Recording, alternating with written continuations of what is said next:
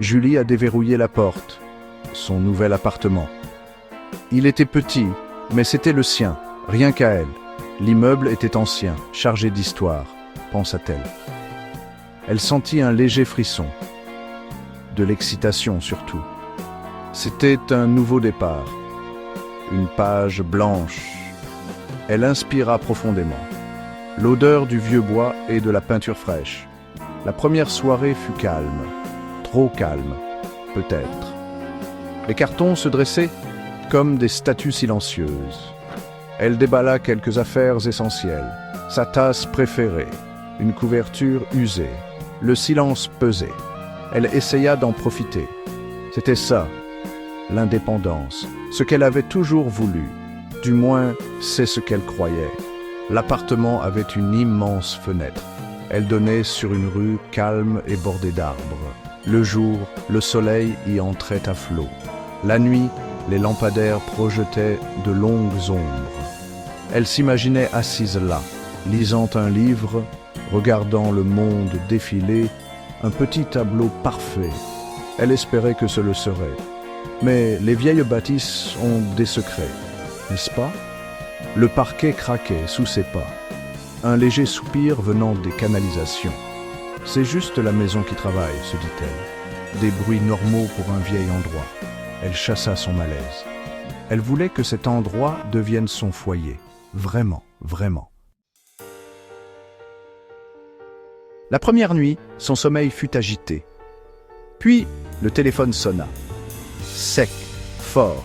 Il était minuit pile. Son cœur fit un bond. Qui pouvait bien appeler si tard? Elle chercha le téléphone à tâtons. Un numéro inconnu. Elle répondit hésitante. « Allô » chuchota-t-elle. Une voix rauque parla, basse et glaçante. « Ne regarde pas la fenêtre !» Son sang se glaça. « Qui est-ce » demanda-t-elle. Clic. La ligne fut coupée. Une blague? Ça devait être ça. Mais la voix, elle semblait si sérieuse, si menaçante.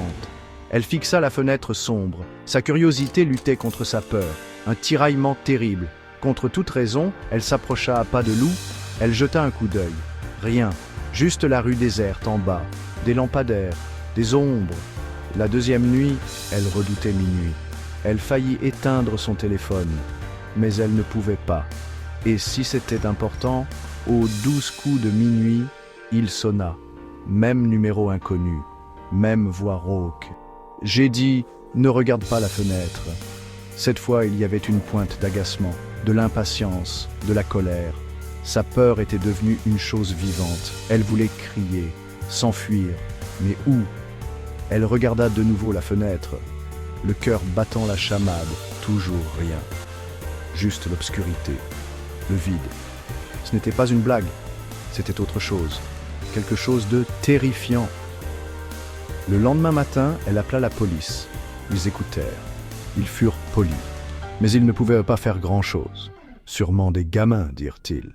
Changez de numéro. La troisième nuit fut une torture. Chaque ombre semblait bouger. Chaque craquement ressemblait à un pas. Elle était assise sur son lit, enveloppée dans sa couverture, fixant le téléphone silencieux, attendant, redoutant. Minuit arriva. Le téléphone hurla dans le silence. Elle sursauta.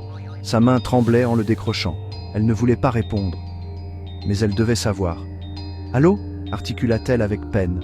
La même voix. « Ne regarde pas la fenêtre !» Mais c'était différent maintenant. Elle semblait proche, trop proche. Pas filtrée par le téléphone, comme si l'interlocuteur était là, dans la pièce avec elle. Elle raccrocha brutalement. Son souffle se coupa. Puis, elle l'entendit, un murmure, provenant du coin de la pièce. « Je t'avais dit de ne pas regarder. » La panique la saisit, une terreur pure, absolue. Elle sauta du lit, alluma toutes les lumières. Son petit appartement devint soudain un piège. Elle chercha partout. La petite salle de bain, le placard, derrière le canapé. Rien, personne. Devenait-elle folle? Était-ce tout dans sa tête? La voix? Elle avait été si claire, si réelle. Elle recula contre un mur, tremblant de façon incontrôlable. La police ne la croirait pas. Qui le ferait? Une voix dans son appartement, mais aucun intrus. aucun signe d'effraction. La peur était un poids physique, l'écrasant, l'empêchant de respirer. Elle se sentait observée, intensément observée. La fenêtre semblait planer, plus grande que jamais, un œil sombre et omniscient. Dormir était impossible, la lumière du jour apporta un fragile soulagement. Mais la sensation persistait, la sensation d'être observée, épiée par des yeux invisibles. Elle devait faire quelque chose, elle ne pouvait pas vivre comme ça. Elle décida de tout documenter.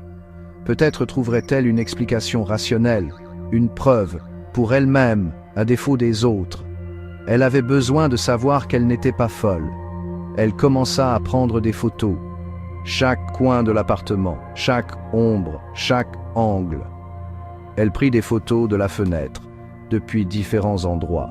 Elle prit même quelques selfies, essayant de capturer sa propre peur, essayant de voir ce que les autres ne pouvaient pas ou ne voulaient pas. L'appareil photo lui semblait sa seule arme, son seul témoin. Plus tard, elle s'assit par terre, faisant défiler les photos sur son téléphone. Ses mains tremblaient encore.